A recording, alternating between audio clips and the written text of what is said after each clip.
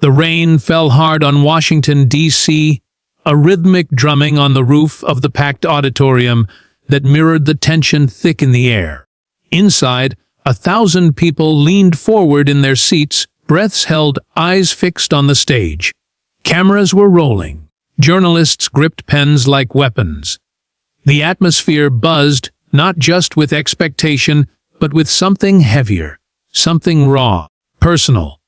The town hall had been billed as a national conversation on the future of education, hosted by the Aspen Policy Forum. But no one had expected it to turn into a reckoning. Especially not with these two names on the bill. At center stage, Michelle Obama stood tall, her frame commanding, poised beneath the soft spotlight. Her voice, normally warm and measured, trembled with restrained passion as she spoke. "For years, we've seen headlines," she said, scanning the audience. "Test scores down, class sizes up, teachers underpaid, students undernourished, not just in body, but in mind, in opportunity, in hope. And still, we have elected leaders who claim this system is working." Her gaze shifted deliberately. "Senator Kennedy, you've defended these policies. You've called them progress. I need to understand, progress for who?" Gasps rippled through the room. Cameras clicked like falling dominoes. All eyes turned to the other figure on stage, Senator Nathaniel Kennedy. Charismatic, sharp-jawed, young by Capitol Hill standards, met her gaze evenly. Dressed in a tailored navy suit, his demeanor was cool, unbothered on the surface. But behind his eyes was a storm. He hadn't come here to be the villain. To understand how they'd reached this moment, you had to go back. Nathaniel Kennedy had grown up in the factory town of Muncie, Indiana. His mother worked double shifts at the steel plant after his father left, and Kennedy, Nate to those who knew him before the title, had learned early what sacrifice smelled like: burnt coffee, oil-stained uniforms, and hands that shook from exhaustion. School had been his sanctuary. His 8th grade English teacher, Carmichael, had seen something in him. His hunger for more, his late-night essays slipped under her door. She'd bought him his first suit when he won the state debate championship. She'd cried when he got into Princeton on scholarship. He had vowed, in those quiet nights studying by candlelight during blackouts, that he would never forget where he came from. But now, people like Michelle Obama were saying he had. Michelle, meanwhile, had her own ghosts. She had walked the halls of the White House, but she never forgot the creaking floors of her childhood apartment in South Shore, Chicago. She'd seen the disparities up close: overcrowded public schools with broken heaters, students forced to learn from outdated textbooks. Her mother had worked as a secretary, stretching every dollar. Her father, battling multiple sclerosis, had risen each day at 5 a.m. to provide. And now, in her post-First Lady years, Michelle had dedicated herself to educational equity, visiting schools across the country, speaking not just with administrators, but with cafeteria workers, janitors, and 6th graders dreaming of becoming doctors. What had brought her to this town hall wasn't a desire for confrontation. It was heartbreak. Heartbreak from watching another policy package passed by Kennedy's committee that favored charter schools over public ones, incentives over investment, slogans over solutions.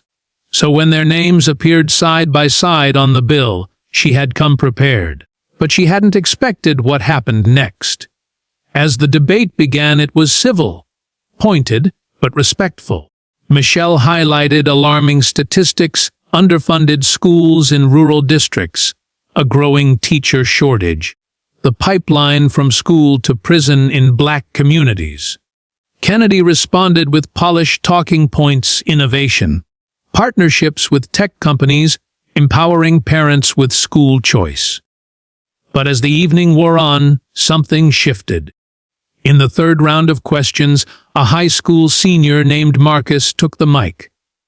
Tall, with nervous eyes and a cracked voice, he spoke clearly. "I live in East Cleveland. Our school has no A.C. My textbooks are older than I am. My teachers tell us we're lucky to have lights on. Senator Kennedy, I want to go to college like you did.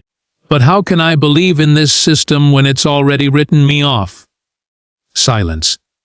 It hung there, thick as molasses. Michelle turned to Kennedy. "That's the real question, isn't it?" she said. "We're not here to debate theory.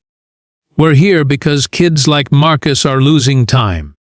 And you keep defending a structure that rewards competition over care." Kennedy's jaw clenched.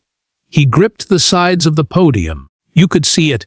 He wanted to snap back, to cite funding bills and pilot programs. But then, he let go. He stepped forward slowly. The cameras zoomed in. And then, he said the line that would dominate headlines for weeks. "You're right," he said. "We are failing them. I am failing them." The auditorium froze. "I have spent years trying to optimize education. I wrote laws like I was coding an app. Efficient, scalable, measurable. But I forgot the most important metric, dignity." Michelle blinked stunned. "When I was 15, Kennedy continued, his voice cracking, Mrs. Carmichael gave me a book of Langston Hughes poems. She said I had a voice. No test score told her that. No data point. She saw me. That's what public education gave me. And somewhere along the line, I lost that North Star." The audience sat in stunned silence. Then a slow clap began, somewhere near the back. Then another. And soon the room erupted. That night the headlines ran wild. But what didn't make it to the front page were the quiet moments after. Behind the stage, Kennedy and Michelle sat side by side, the roar of the audience fading. "You could have defended yourself," she said softly. "I was going to," he admitted. "But then I thought about Marcus, and about how long I've been in rooms that don't hear voices like his." Michelle looked at him. "So what now?" He smiled faintly. "Now I shut up and listen. And then I show up and fight." They didn't become best friends, but they became co-conspirators in something larger. In the months that followed, things changed. Kennedy introduced a new bill, the Public Routes Act, with bipartisan support, redirecting funds from private contractors to community schools, mentorship programs, and teacher salaries. Michelle helped draft its framework. They toured underfunded schools together. They even brought Marcus to testify before Congress, where he spoke with quiet fire and purpose. The press loved the drama, but what mattered most happened in classrooms. Where heaters got fixed, art teachers returned, and kids saw someone on TV who looked like them talking about dignity. One rainy afternoon, nearly a year after the town hall, Michelle visited a school in Detroit. A mural covered one of the walls. Students had painted it. At the center was a quote, "The most important metric is dignity." "Senator Kennedy," she paused, her hand resting over her heart. Nearby, a girl asked, "Do you know him?" Michelle smiled. "Yes, I do," and he listened. The girl nodded thoughtfully. "Then maybe they'll start listening to us too." It wasn't perfect. It never is. But it was real. And sometimes, in the echo of one unexpected sentence, change begins. That's the power of a line. That's the power of being seen.